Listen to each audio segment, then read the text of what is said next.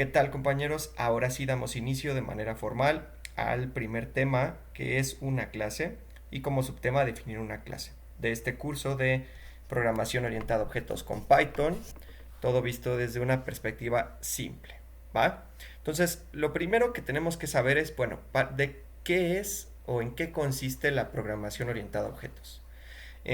La programación orientada a objetos en sí es un paradigma de lo que es la computación en general. Existen diferentes paradigmas, como ya se dijo en el curso anterior, Python es multiparadigmático, es decir, que tú lo puedes programar en diferentes paradigmas. Inclusive en un mismo programa puedes utilizar estos diferentes paradigmas. Y en este caso, el método que se utiliza o que se plantea implementar en este paradigma es un programa donde se prioriza la relación entre propiedades y comportamientos a través de objetos. Es decir, en este caso los objetos se pueden entender como componentes de un sistema donde cada objeto tiene sus propiedades. Es decir, si lo queremos ver, por ejemplo, en un esquema general, cuando tú vas a definir, por ejemplo, un aeropuerto, ¿no? Dentro del aeropuerto habría muchos objetos que forman parte de ese sistema aeropuerto. Uno de esos objetos podría ser, por ejemplo, un avión.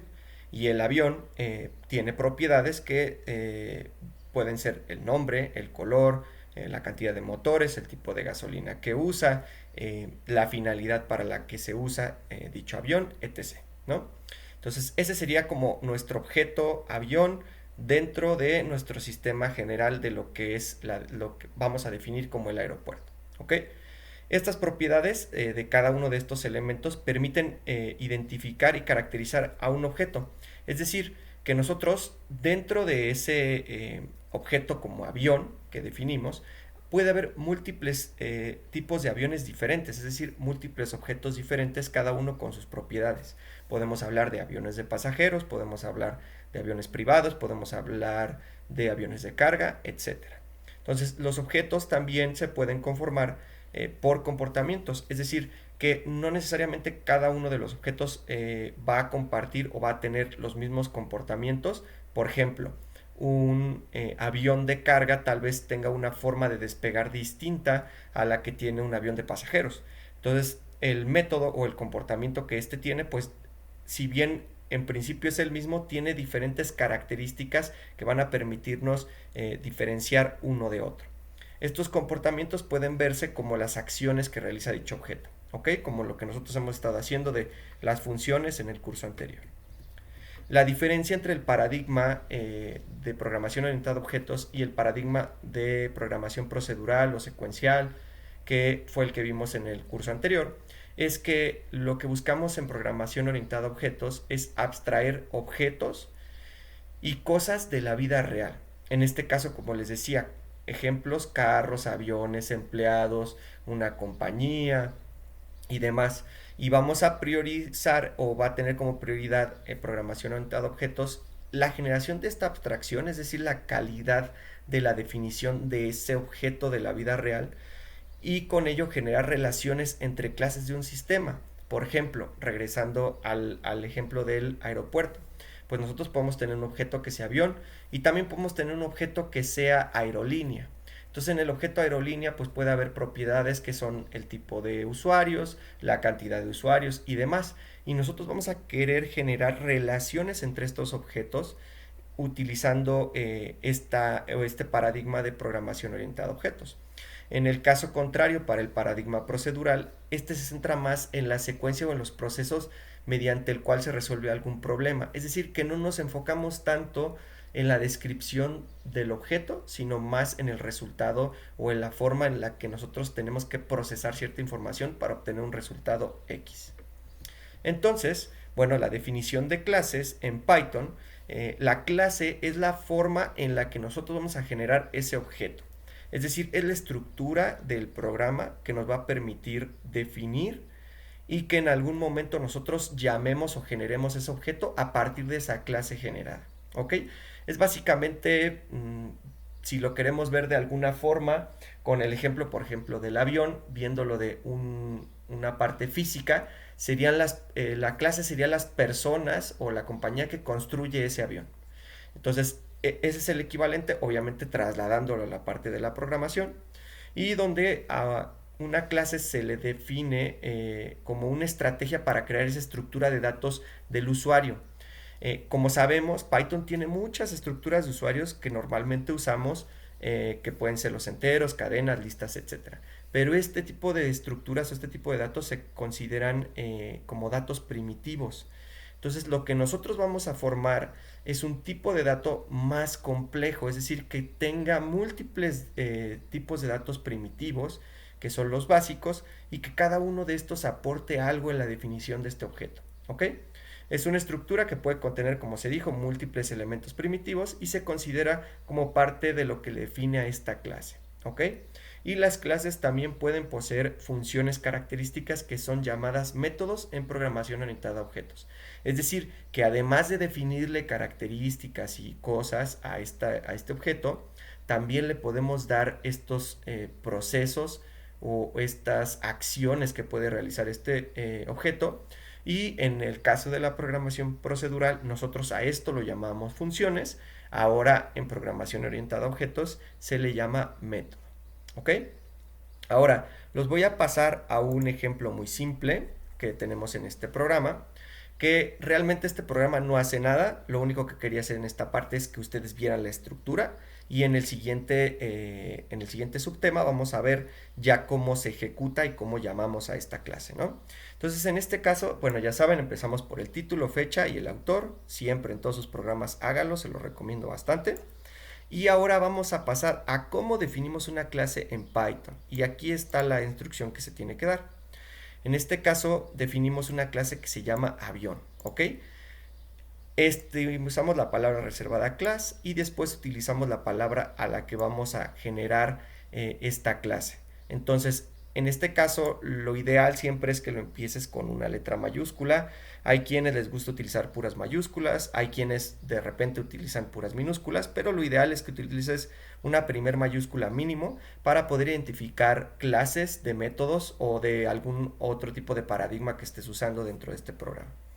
Ya dentro de esta definición de class avión, saben que Python pues siempre nos pide la identación, ¿no? Entonces vamos a identar y todo lo que esté identado dentro de esta clase va a pertenecer al cuerpo de la clase.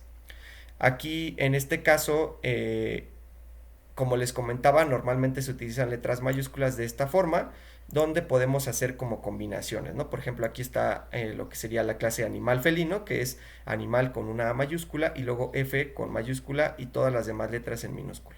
¿Ok?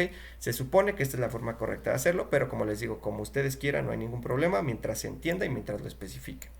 Ahora, primer cosa importante, dentro de la clase tú puedes definir atributos de clase que son como constantes que vas a usar, pero que digamos no son cosas que tú puedes modificar de esa clase de manera inicial cuando generas tu objeto. ¿A qué me refiero? Por ejemplo, aerodinámica, en este caso es el atributo de clase de la clase avión que se relaciona con una variable de tipo string que le pone avión de ala fija. Es decir, que se va a hablar siempre que tú generes un objeto de esta clase avión, siempre inicialmente se va a hablar de un avión de ala fija. De ahí tú podrías modificarlo para hablar de otro tipo de aviones. Y lo último que vamos a ver en esta parte es este primer método de la clase. Este método se llama el constructor y se define de esta forma, utilizando la palabra restringida def, dos guiones bajo, la palabra init y otros dos guiones bajo. Este método es el constructor, es lo que nos permite generar las características elementales de ese objeto. Como se les dijo, por ejemplo, del avión, puede ser el nombre, puede ser el tipo, el número de motores, el color del avión, a qué aerolínea pertenece, etcétera. Son estas propiedades características del objeto que es lo que nos va a generar ese constructor. Este constructor es un método que recibe inicialmente y siempre, independientemente de la clase que ustedes hayan generado, el parámetro self. Self es como autorreferenciarse, si se quiere ver así. Es una palabra, un término que se ocupa dentro de la clase para hacer referencia a los propios atributos o a los propios métodos dentro de la clase. ¿Ok?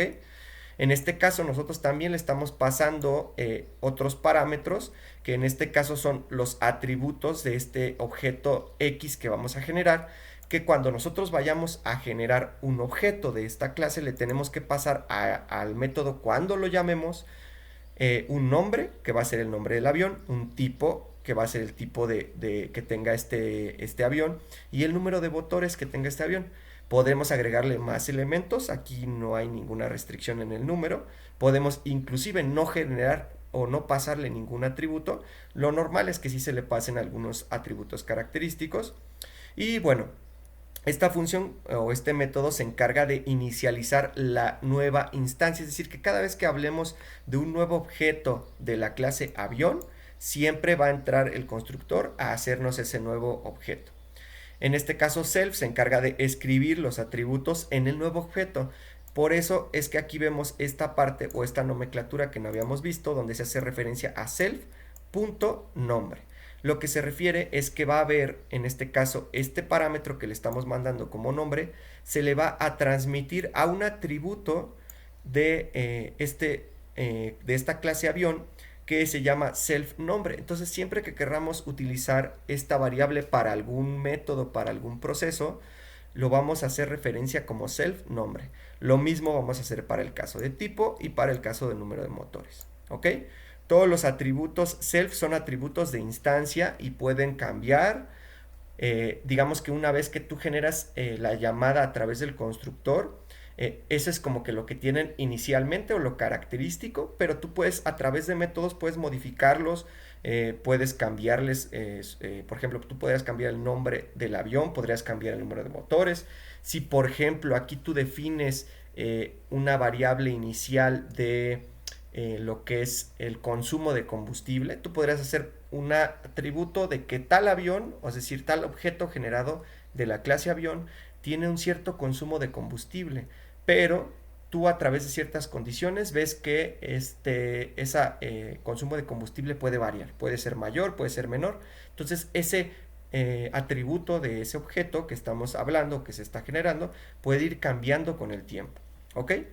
En este caso, aquí lo último que se pone, que no es nada importante, es el comando pass, que básicamente lo que hace pass es como sáltate, o sea, como no me des errores, y estos no los habíamos visto como palabra reservada en el curso anterior, porque más que nada se ocupa luego más en programación orientada a objetos, cuando tú declaras ciertos métodos que todavía no sabes lo que les vas a poner, pero quieres que estén ahí, o sea, quieres que ya tengas el nombre listo y les metes pass, que es básicamente que pues pase ese renglón sin darte errores. Es decir, que no haga nada, nada más que se haga un pase. Así como de paso en visto y no pasa nada. ¿Vale? Entonces con esto vamos a pasar ahora sí al siguiente subtema.